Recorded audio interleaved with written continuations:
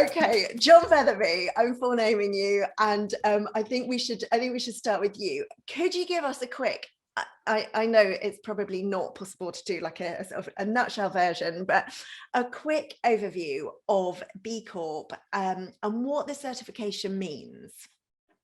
Yeah, sure. I think thank you for the intro. I think the most important thing about B Corp is the idea that it represents as opposed to the certification. So the backstory is 20 years ago or so, some chaps in the States built a large basketball apparel business, and when they sold it, they were convinced, part of the reason they've been successful has been thinking holistically about what does success look like and how do you get there, and the environment and workers, etc.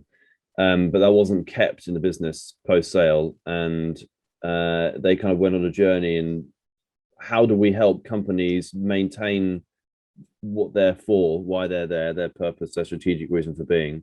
And the consistent feedback was, we need two things. We need a legal framework, or something that holds the company accountable to all the stakeholders, not just the shareholder base.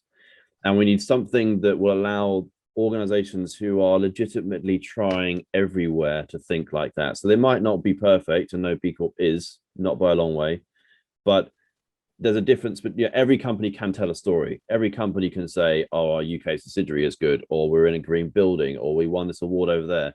There's a big difference between that and an organization that is legitimately trying to think forward, think ahead, think challengingly, be a pioneer operationally and strategically.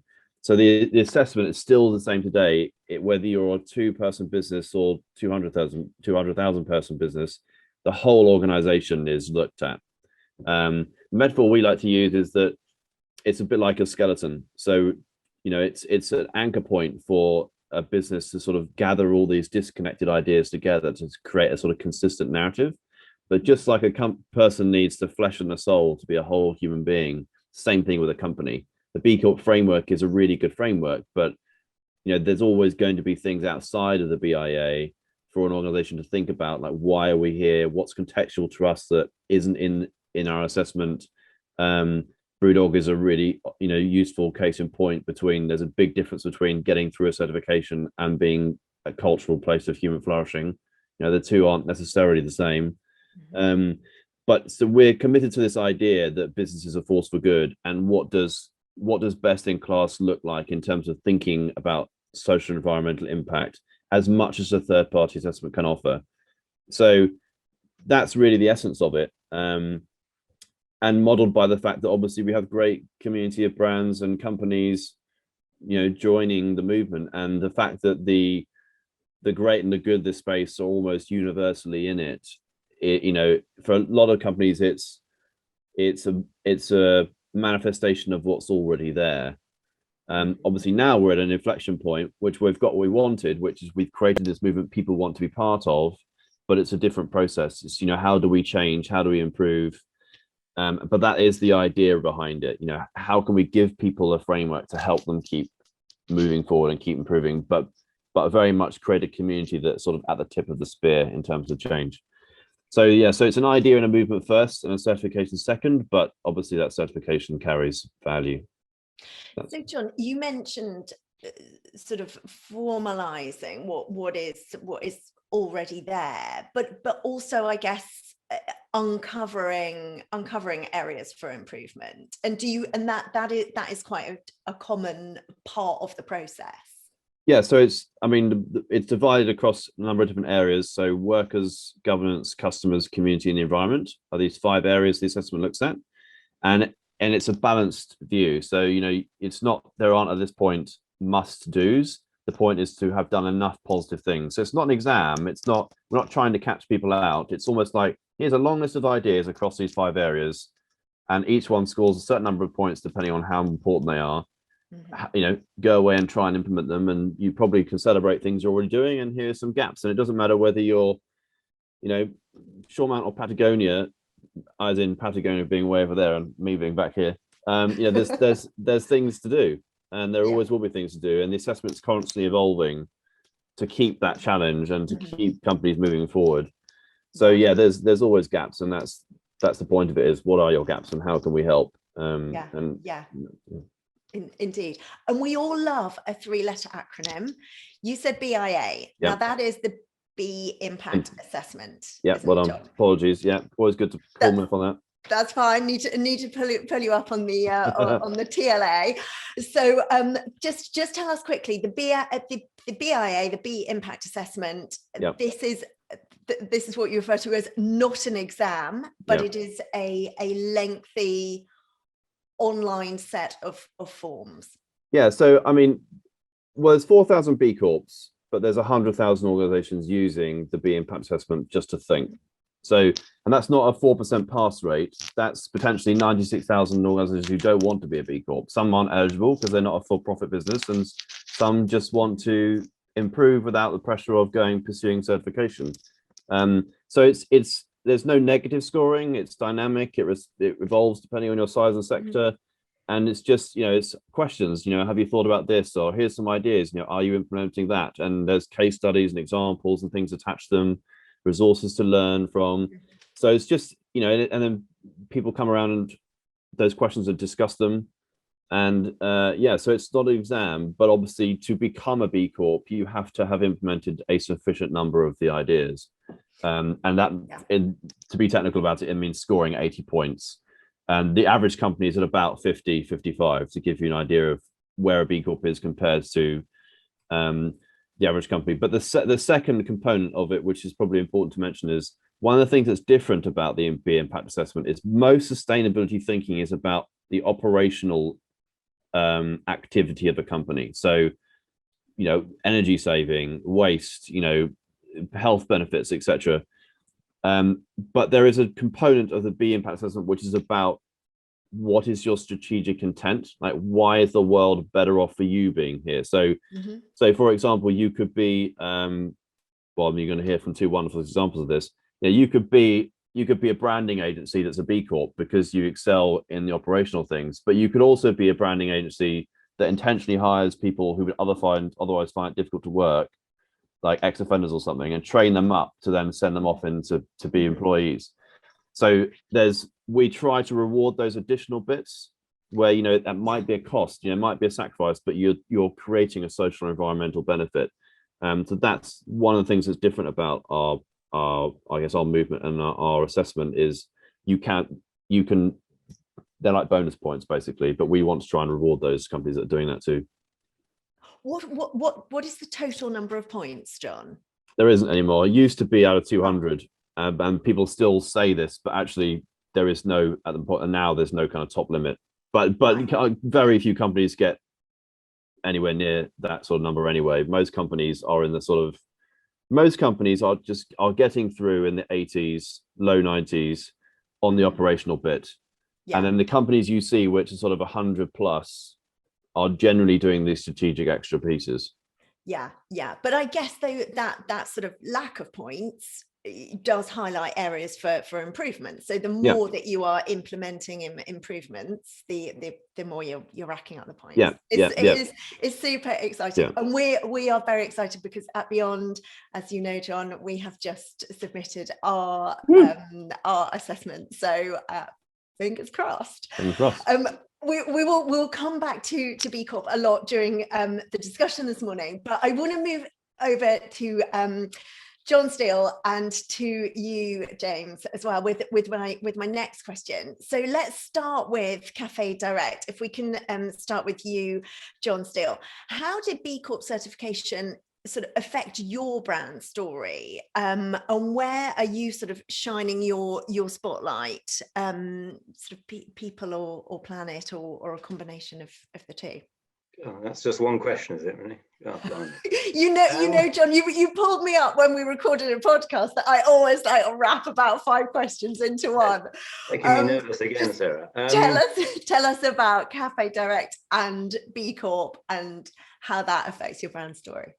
Yeah, we're just in the process of recertifying because we became a B Corp in 2018, and I think picking up on John Featherby's points, I mean we've always been into joining movements. I mean that's the reason we joined Fair Trade in the early 1990s, because we thought it was the right thing to do, and we wanted to drive a campaign for change. And I think B Corp is is a wonderful way of doing that. I mean, I personally have been a believer in it because I think fair trade looks at one aspect of your business, whilst B Corp is such a holistic view.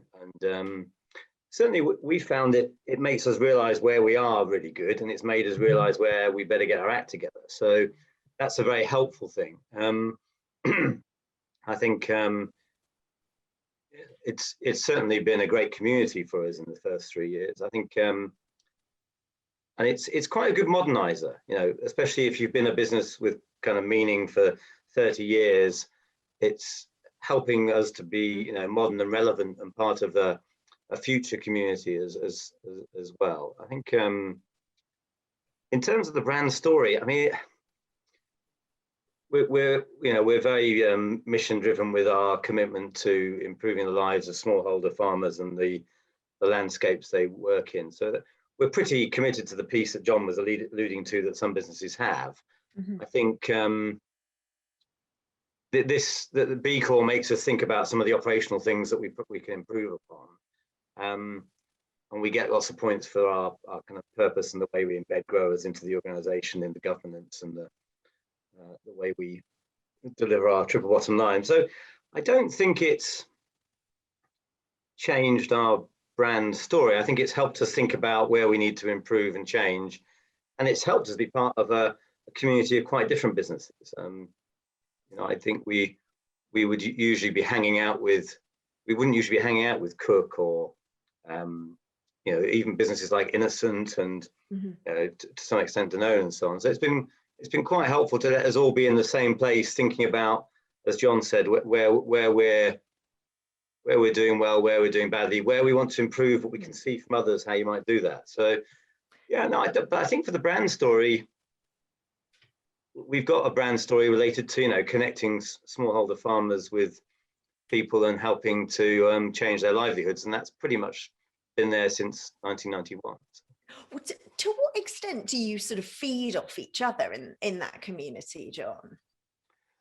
Well, I feel like we do quite a lot without thinking about it. I mean, I might, other people can have very different views, but I certainly think, it's helped us talk to businesses like Patagonia and Tony Chocolonely and the team at Innocent and so on, in a way where you all know you're trying to be the best you can, so you feel more relaxed to listen and so on. So I think it's great to see lots of different businesses. I mean, our bankers Triodos has been a quite long-standing B Corp, and it sort of helps you be aligned, and it makes you feel like you can be a bit more kind of honest, I suppose, and humble and open about stuff. I think it's a great community. I've been quite taken by it, and it's the great thing is the momentum behind it means you've got a very diverse set of businesses, and you've got to love the point that John made earlier, where because it's an open source kind of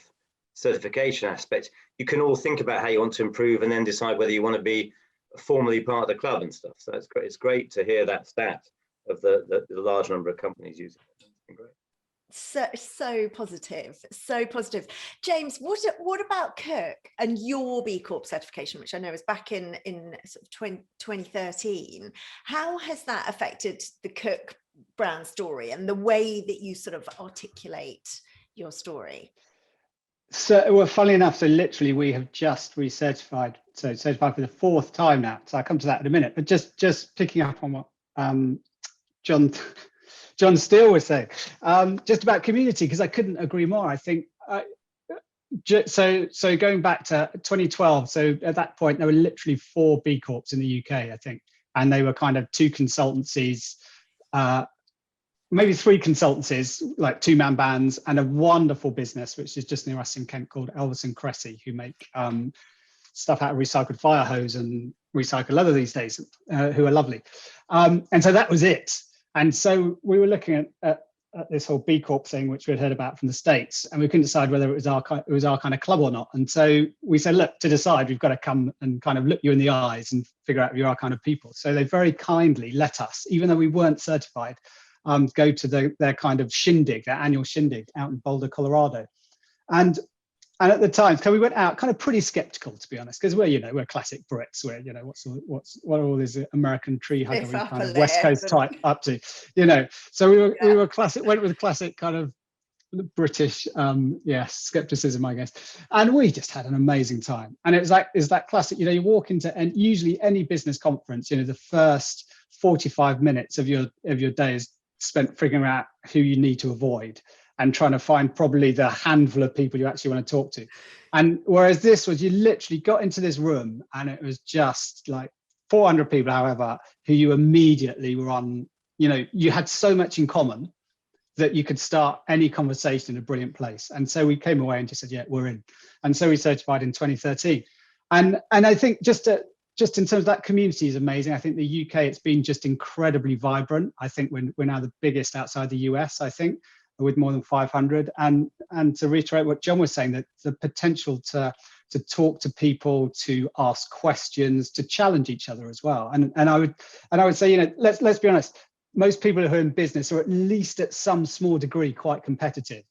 And you've suddenly got something to be competitive about, which isn't just profit or sales or growth or whatever. And they, on that first B Corp visit, they had this horribly corny kind of American, at the time I thought, oh, that's horribly cheesy American kind of saying. What they said, imagine if we were competing not to be the best in the world, but to be the best for the world. And genuinely 8 years on, I would say as Cook, we are competing with those other B Corps to be better for the world. We're putting our resources, our energy, our kind of passion into how can we actually be not just a better business in terms of the bottom line, but how can we be genuinely better for the world, where we know there's all these other people out there striving for the same thing, pushing each other on. So I think that just kind of positive competitive element is actually something to be celebrated, because it does urge you on. Geez, we don't want how can they be better than us? That can't be right. Andy, B Corp score man, come over here. Tell me how they're gonna, and so you get into all that kind of stuff. But no, it's fabulous. Yeah. So I've forgotten now where I was. I got completely lost on that little rant. Yeah.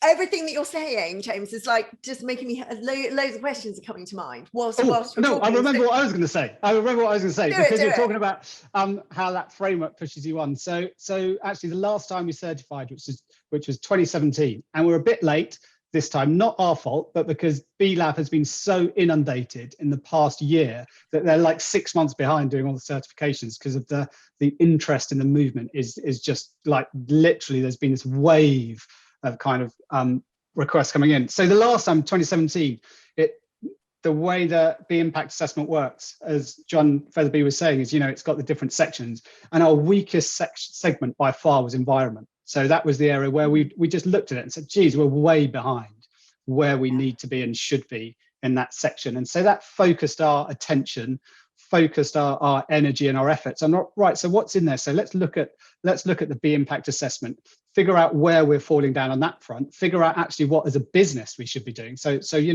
it's not just point scoring, it's where does that framework kind of overlap with what you need as a business, and then let's really focus on those areas, because we know that we've got a way of measuring our progress in that sense. And so this time around we've nearly doubled our environment score, and that's purely through having like a really clear plan of how to progress, which that B impact assessment framework gave us. Otherwise you can kind of shoot off all over the place and do things that you think sound nice or are going to give you a lovely little slogan, but don't necessarily deliver real positive progress and change. Yeah. Right, I'll shut up now.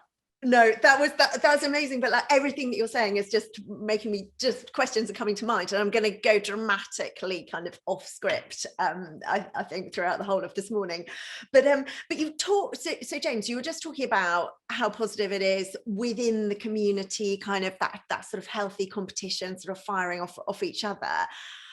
But that, from a brand and consumer point of view, that sort of feels like that is all great work, but sort of in a bit of a walled garden, kind of behind closed doors.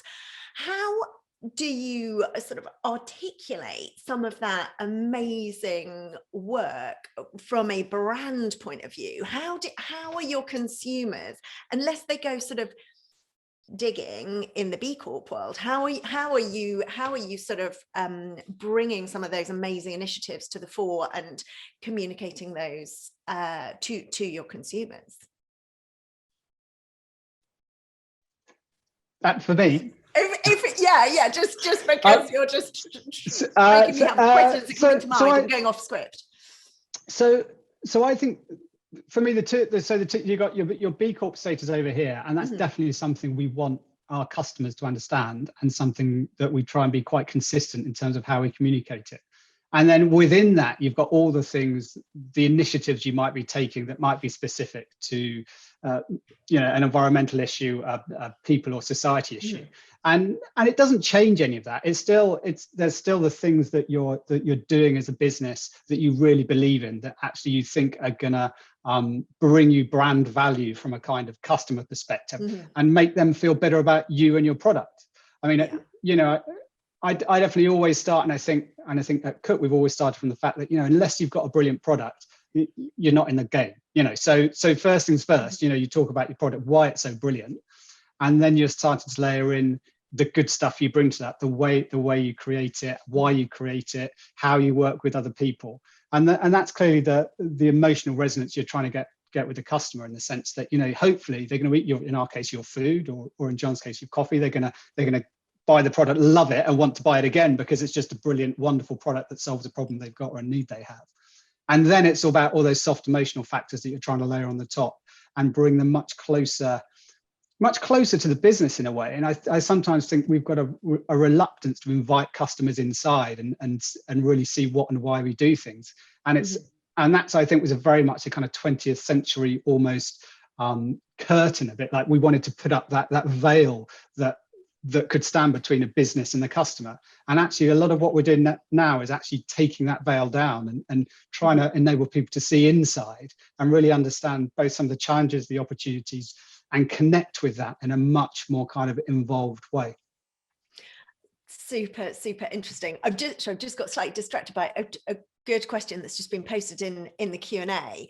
I'd love to put it to both James and John Steele. So in terms of recertification, what changes have you implemented since your initial assessment? So James, you mentioned environment, and you've kind of given that a quite a strong focus.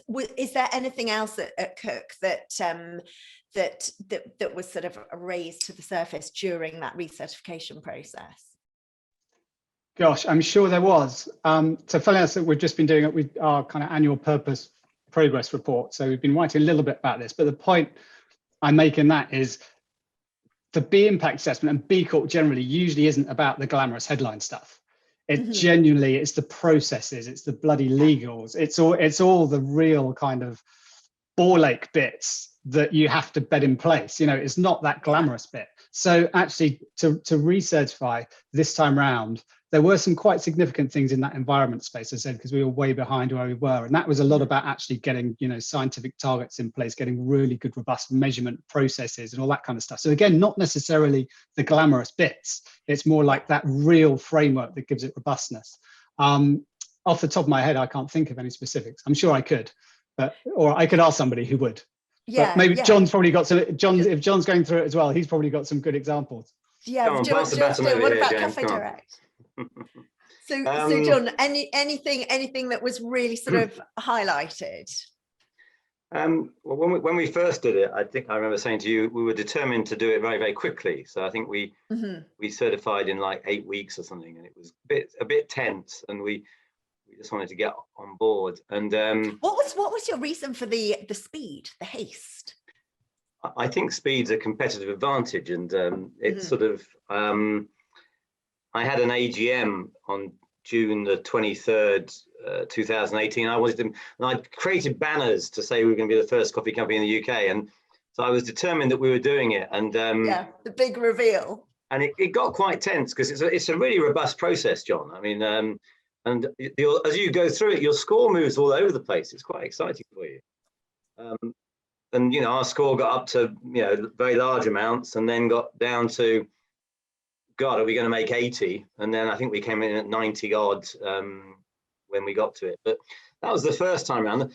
The second time around, it's quite interesting because we've we've got a bit more time and we've got a bit more competitive ambition, as James suggested. So there's a new team looking at it, and they're, you know, I suppose also because you've got your first mark, you want to improve on that mark, and you also know where some of your competitors are. So there's, I think, to try and be specific about it, I think one of the areas that shone out when we first did it was, you know, we're a fast-moving consumer goods business with lots of packaging. So getting our packaging sorted was a big thing, and so we've done a lot of work on that, and we still got lots of work to do on it, but that focus has helped us and will continue to do so. The biggest interesting bit for us, being totally honest about it, is B Corp have a view on articles of association, and we have quite a precise set of articles of association, you know, because we're quite well governed and we've very much got our smallholder farmer purpose very explicitly written into the articles. And so our biggest shift is going to be connecting with B Corp's articles whilst remaining true to ours. So we don't want to water ours down, but we do think there are some aspects about B Corp's framework that are quite helpful. And I think what's exciting for me is there's a real convergence of social and environmental justice that's clearly coming to light. And I think B Corp's articles actually help to express that. So our biggest thing is getting our articles sticking to what we believe our principles are, but getting to embed a B Corpness in it. And I think because we've got more time, probably doing a more rigorous job of it, and seeing the progress we've made operationally, because it was about our governance and our commitment to farmers and so on was really strong for us. But some of the other aspects, and we've been doing things like carbon footprinting and, you know, really looking at packaging and stuff. So, but I'm quite entertained by it because I can remember 2018 and how the score moves around. And at the moment, the team are very excited because they've got a very big score, but it's not done yet. You know, it's not quite complete yet. Well, we're excited to see your score, and it's an ongoing process of improvement, essentially, isn't it? The B Corp process is a positive one. John Featherby, I'm aware that we haven't heard from you for a little while since the beginning. Much better to listen to the practitioners. Let me just ask you though. So greenwashing is just a horrible word, and you know, it's every brand's sort of deepest kind of fear that they will be branded as greenwashing. How do you avoid the pitfalls of greenwashing? How do you ensure that you come across as genuine and credible? What are some of the challenges, some of the common challenges that brands face in this area? I mean, I think probably the watchword for that is authenticity. So, you know, if you went for a drink with a friend every week and you only ever told them amazing things about yourself, eventually they would start to think something's up here, or they wouldn't share back or something. It's the same thing with company. Increasingly, people don't trust what businesses say, and they don't trust about what they say about themselves.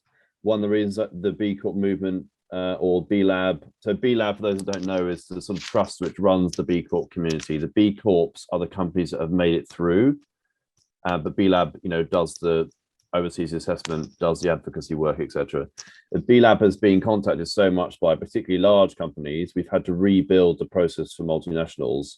Is they've just come to the conclusion that they can't do it by themselves, and they need somebody holding their feet to the fire, and the system won't believe them if they just have their own messaging. And so I think being prepared to talk about what you're not doing well, where you feel you're falling short, where you want to improve is an important part of it. Don't just tell everyone what you're doing is good.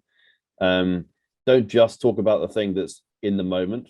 Obviously at the moment everyone talks about net zero, but if you're in a horrific place to work, ultimately it's not going to count for an awful lot for, you know, the people that are working for you. So being joined up about what's really going on and presenting a real picture about and that kind of, you know, the B Corp premise is sort of, you know, we're going on this journey, come with us, as opposed to we're amazing, look at what we've done.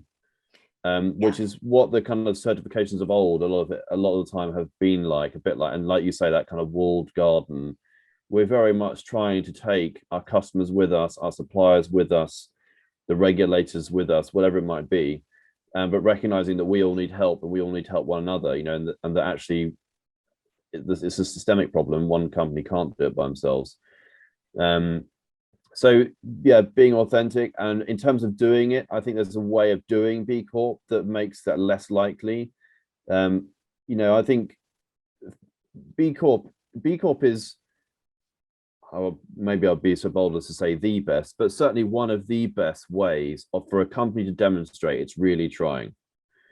It's not it won't cover every dot every I and cross every T. You know, there are things that aren't in there. There's not really much in there about sense of place. There's not much in there about heritage. There's not much in there about families, regardless of, you know, whatever company you are.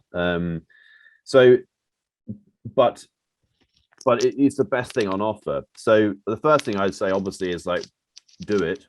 You know, it's a good as place to start as any. It has a reputation for being challenging, but actually I think that's more of an indictment on just how bad the norm is, as opposed to how amazing a lot of the B Corps are. A lot of it is not rocket science. It's just putting in place things that really should be there. But more importantly, discussing internally the things that are in the assessment. There's a big difference between a company that writes a policy and might be able to answer the question, and a company that has had a discussion about why the policy matters and how it is going to be culturally real, and answers the question. So doing that so that it matches up internally, like your messaging is matching up internally, as well as what you're saying outside of yourself, I think is really important. So that authentic point, I think, would be for me front and center. And yeah, being accountable, that obviously the legal bit helps people be accountable to it. And I know that this authenticity is going to come into this answer as well, John, but so many brands are sort of being kind of called out for piggybacking environmental and social issues. How can businesses go about improving their social environmental credentials and avoid coming across as insincere or sort of opportunistic? That is a worry, isn't it? Yeah, I mean, for those of us that have been in this a long time, there's actually, yes, obviously we have got an awful lot to do in the next 10 years, but I'm also hugely grateful for the progress we've made. I mean, we are a country mile from where we were 10 years ago, or even 5 years ago. I mean, most companies, particularly big companies and particularly big consulting firms, run around the marketplace like this has always been something everyone's talked about and has always been a good idea. That's not the case at all. We've been really pushing against closed doors, and we don't want to do this. This isn't commercial enough. Our clients are never going to buy it. We're going to look stupid. And then they change their mind. And I think over the last 12 months in particular, people have changed their mind. So I think it's important to remember how far we've come, and that this change isn't linear. So we're not like moving like this. It's going like this. So the progress a company is going to have to make over the next, you can't look back at 5 years and think, well, that's what we need to do over the next 5. That's not going to play it like that. You've got to do in the next 12 months what you might have had to do in the next 5 years. So the marketplace is really going to push this. Employees are going to push it. But I think for the companies that talk about it but aren't sincere, the reality is they just fuel it. So we can throw stones at them, but actually they're wind in the sails, they're a rod in their own backs. I reckon over the next 5 years they're going to come increasingly at risk litigiously. So for all of us that are trying, keep talking about it, because actually you keep it front of people's mind. You create this expectation in employees that they will now start to hold you accountable for. So whether it's sincere or not, I mean, I'm grateful for any energy we can get, to be honest. Yeah, no, that makes sense. Where has a lot of this change come from? Pressures from consumers, and consumers almost like kind of voting with their wallets a little bit? Where's it come from? Yeah. I mean, I'm sure it's come from a multitude of angles, but it just feels like there's been quite a bit of research recently highlighting that younger consumers, grocery shoppers, for example, are willing pay that bit more to buy into a brand that sort of shares their values, and it's not just after the profit, is being responsible from an ethical and sustainable point of view as well. This is the sort of question that allows me to dive into the deep end of like where we're coming from. I think it's a big question, and it actually has quite a deep answer, I think. And the risk for companies is that we fiddle about the surface with the changes we're making, and we don't really stop to think exactly what you've just said. Why is this happening? And there are some really deep human questions being asked at the moment in society about what is meaning, what does belonging look like, where do I get my sense of self-worth from? Because it turns out that consumerism doesn't tell me that I'm as amazing as I thought I was. What do I want my life to mean? And then, when the last financial crisis put on the map this question of purpose, what's the role of business? It sort of toppled this idea that business had worked it all out. And the next 10 years basically has been that being validated. This crisis has put a rocket fuel under it.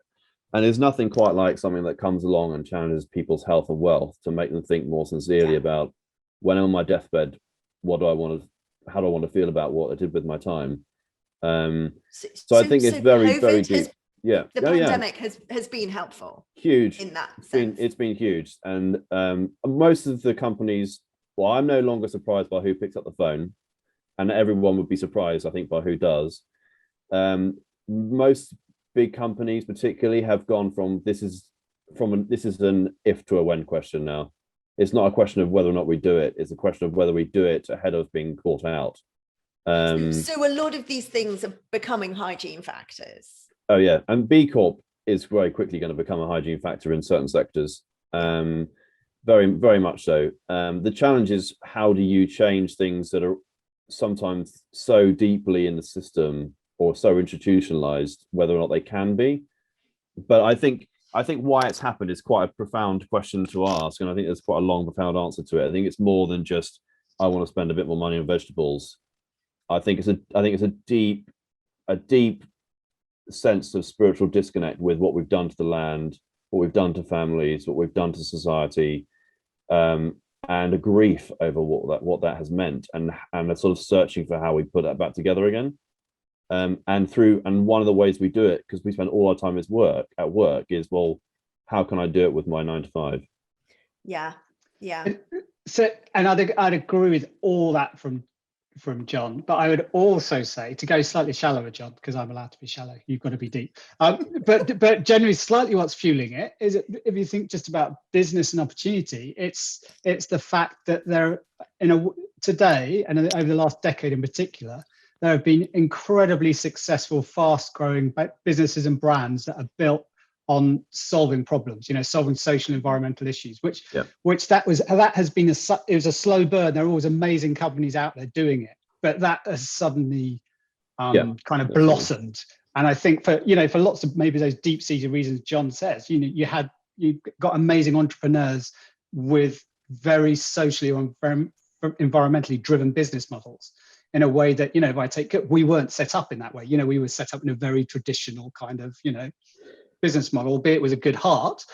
That wasn't the driving focus. But this idea that you can now run a really successful business that actually sets out to solve a social or environmental problem profitably, I think that's been a huge change in the business environment. And as a result, the big guys are suddenly going, shit, they're going to eat our lunch if we don't kind of figure out what to do about it. Definitely. Yeah, it's almost like that early adopter curve. That depth is more relevant and is a driving force because it's a bit more sacrificial early on, like when the Patagonias of the world began. And then you prove to the world this is possible. And importantly, it's just fun. Being in a B Corp, I mean, particularly hear from board members, like, this is my best non-exec role. Being around a B Corp is just fun. People, it's fun trying to change the world and selling good products at the same time.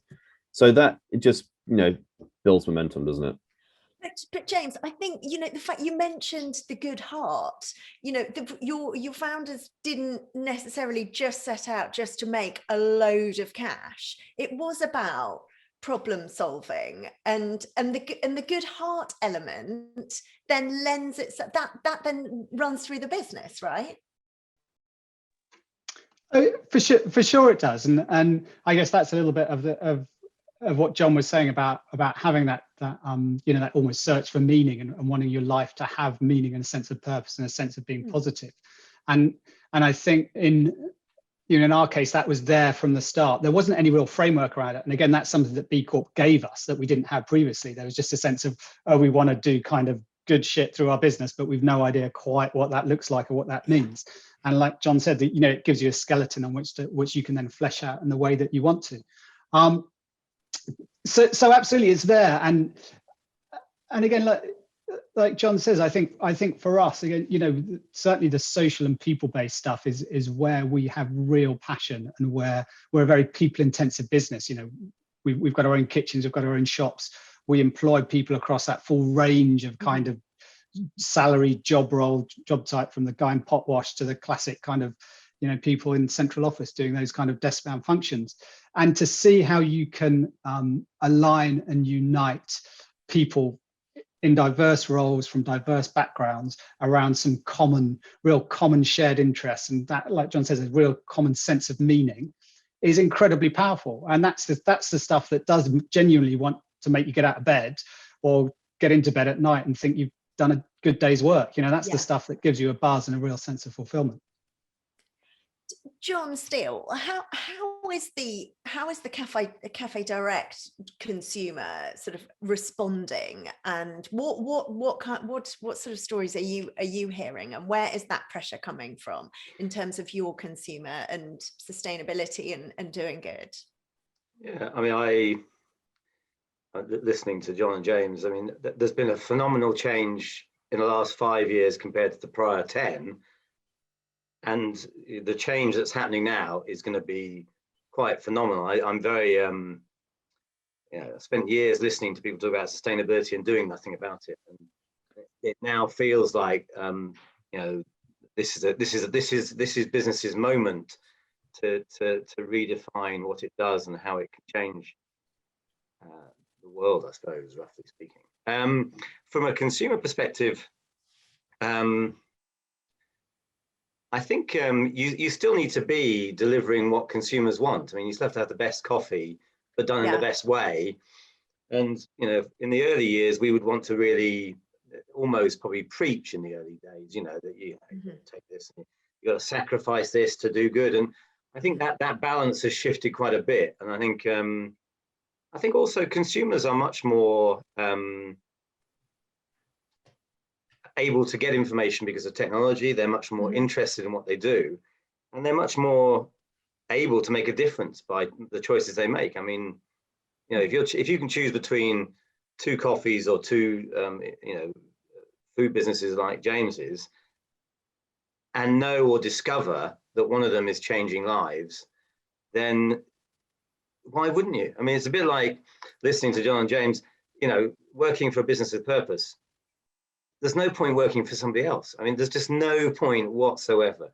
It's the most rewarding day you'll have every day, and no matter how dark or sunny it is. And so, I think once you recognise that, it's really exciting. And I think consumers are catching on all the time, aren't they? I mean, I think I'm sure B Corp was saying, if you look at B Corps across Europe, they're growing and performing better than, you know, those traditional old-fashioned businesses or whatever you call them. And you know, I don't think there's any coincidence that we're doing better and better and feeling just natural momentum, because, you know, there's a shift. I think humanity is waking up, isn't it? It's fantastic, really. You could get quite carried away by it all, but, you know, it's very exciting.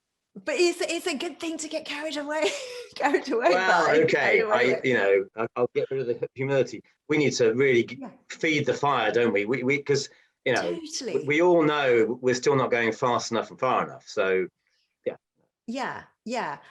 Totally.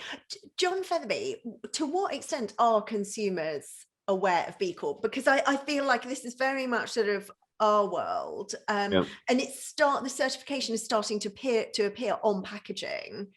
Is it just that we think that everyone knows what B Corp is from your average shopper walking down the aisle in Tesco? Yeah, no, I mean, this consumer.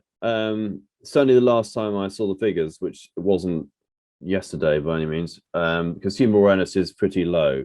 It does depend on the consumer type. I mean, in reality, a lot of particularly the FMCG brands, are sort of sold in Waitrose, bought by Waitrose types. There isn't strong B Corp communities in Wigan and Leicester and Lake Districts and things. And that's one of the things we need to do as a movement, is open it up like that. The movement is mainly being driven by really kind of peer-to-peer through people owning businesses, seeing it in trade press, employees, and one could argue actually you can make the case, and actually that's the bit that needs to change, because if Tesco's doesn't change, it will keep selling rubbish and people will keep buying rubbish. You can't just rely on what will the consumer want, because the consumer is quite happy to pay for stuff that's filthy cheap and not think about the consequences of it. But nevertheless, it is growing, and it's growing particularly because it's a lot of the consumer-facing brands are much loved. That can also be a challenge for our movement, in that it's not uncommon to come across somebody who thinks it's a consumer brand movement. It's not for B2B businesses, and so, but it's for everybody. But ultimately, consumers have the power, because consumers will make the purchase or not make the purchase, and then retailers need to respond and brands respond. I think it is growing. But it's just low. It's lower than we'd like it to be. But it's I think just like businesses are upping their game, it's the same thing with consumers. Turning that intent into action is always a challenge, and recognizing what's the difference between this company says lots of good things, but it's not a B Corp. What's the difference? I mean, it's hard for consumers to unpick some of those things. Not every B Corp puts it on their packaging, or if you become a B Corp and you're a reasonable size business, it can take quite a long time for that to then filter through to going on your packaging, even if you want to. So, sure. But there are, Cardare has had a B Corp shop, Boots has a B Corp shop, Waitrose has had a B Corp shop. So they're now starting to see their peers doing it and thinking, hang on a sec, we want in on that, So that, and actually B Lab and the movement, one of its things that's great about it is this collective voice is bigger organizations want to be seen in relationship with it. So even if they're not doing it themselves, they want to look part of the pack, so let's have a shop. But then is it quite hard? Is it easier for small, nimble, agile organizations to become B Corp certified? I mean, your Unilevers and your P&Gs, who arguably should be making fundamental change. How easy would it be for them to go through? It's a huge amount. I mean, it's a big amount of work really for anybody. Every size has its big challenges. If you're a micro business, you've got almost no workers. That's very difficult. There's no size limit, but it is a challenge, which means you have to think about it in other ways. And actually, for companies with no employees, we do score them a bit differently. So we give them 1.5 points, 1.5 the equivalent of points in certain areas to make up for the fact that they just can't score across employees. But if you're a big business, it's the same premise. We don't, again, like, it doesn't matter if you're turning over $20 billion or $20,000, it's the whole business has got to go through it. They have a different process. So if you're $1 billion or $5 billion plus, we take you through a completely different process to what Cook and Cafédirect would have been through. And actually the whole thing has gone up for global review. So the current process might not be the process in 2 years' time, because we've realized that effectively the same thing has always been in place for 15 years, which is this legal bit plus the assessment.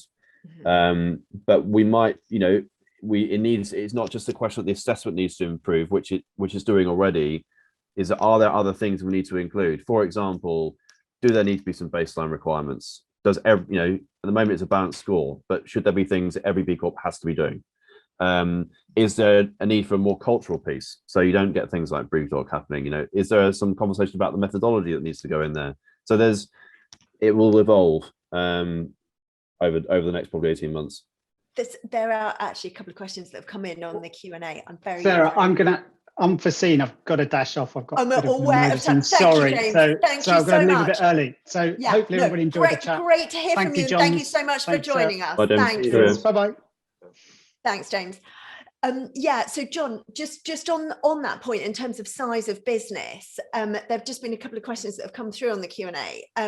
Someone is saying that they run a very small startup and they're kind of relatively new to sustainability. Is there a size? Can you be a one-man band, for want of a better word, and participate in the yes. The answer is yes. You might find it difficult. We're a very small business, and we've got to go through recertification, and you don't know, are you going to get through, because it changes, and it can change quite dramatically over a 3-year period. The best thing to do, the BIA, the B Impact Assessment, bimpactassessment.net. It's free. It's super easy to use. There's no really any better advice than just opening it and reading it through and having a go. Yeah. Okay. bimpactassessment.net, everyone check it out. And just another question that came up, that has come up in the Q&A as well. Someone mentioned Brewdog, who are hitting the headlines again. Do you think their sustainability, this question can be to either of you, John or John, do you think that their sustainability message is authentic and sincere, or are they greenwashing and massaging the stats and the story? I feel like trying to get John to answer first, as they've recently become a B Corp. I think that might be the fairest. Fun. I mean, Brewdog, obviously, so I'm not a former employee of B-Lab, but Brewdog certification has gone up for review. And once that's complete, B-Lab will say to the world what's going to be. A couple of things I would say about it. The first of which is the movement is about trying to get organizations to improve and change. So we're not just trying to create this are you in or out thing. We actually want to help companies. So it would be slightly against our values if Brewdog was to turn around and say, really authentically, we've made a big cock up here. How do we get this right? For us to say, go away, don't talk to us again. Yeah. Just like if anyone on here made a mess environmentally and they, etc., we would want them to sort of help them improve. That said, obviously the brand is really important. Making sure the community is authentic is important. That the B-Lab is super protective of the B Corp brand. I have not worked at Brewdog or for Brewdog, so it would feel a bit remiss of me to say in black or white terms they're greenwashing. What I will say is you can be very good in one area and dreadful in another. So you might be the world's most environmentally friendly business, but absolutely shocking to work for. I mean, NGOs have got amazing missions, but they can be totally toxic places to work and not care two hoots about the local environments in which they work. So, this idea that mission-led businesses are somehow purer than others is a bit of a fallacy. It's hard work. You could make the case that, well, obviously Brewdog got called out, and maybe a contributing factor was just saying we're a B Corp was one too many things for those employees. I don't know. Who knows? I'm certainly not saying, I'm not taking any credit on behalf of the B Corp movement, but eventually something breaks. There's a straw that breaks the camel's back. So I don't want to throw stones too much, but it is really important when you do this that you're aware of the risks, that you put yourself out there as a company that's legitimately authentic and that you need to be. Yeah, and sort of at your peril a little bit, because your consumers could for sure, your employees could for sure speak out if they But that said, that risk everybody faces now. So it's not like only B Corps will suffer from that risk. The whole point of the B Corp is to try and get ahead of that risk. We talk about B Corp as basically leadership teams should be having a different conversation about risk and opportunities to what they're having 20 years ago. We're not saying talk about additional things. We're just saying update the things you're talking about. And any business can suffer from this. I feel like I ought to say something, otherwise I feel like I did a great job of avoiding the question completely, Sarah.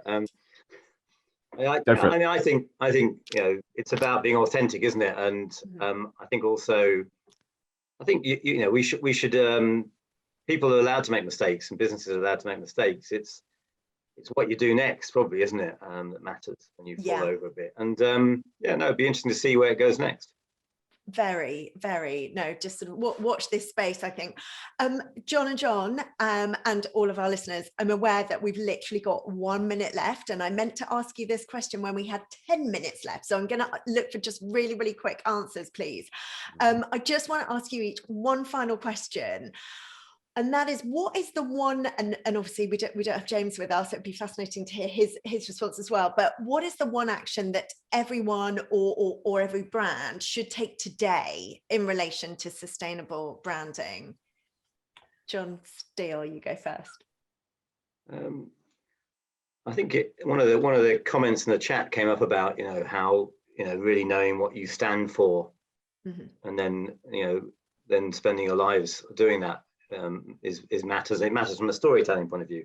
So the answer is about knowing what your purpose is and then bringing that to life, really, I think. And so I think that's the thing. It's this authentic purpose that you really believe in, and then bringing it to life and connecting it with people.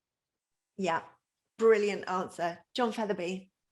I think the best bit of advice I could give you is just talk about it internally. If you don't, you need to start this not with actioning things, but talking about why you're going to do it.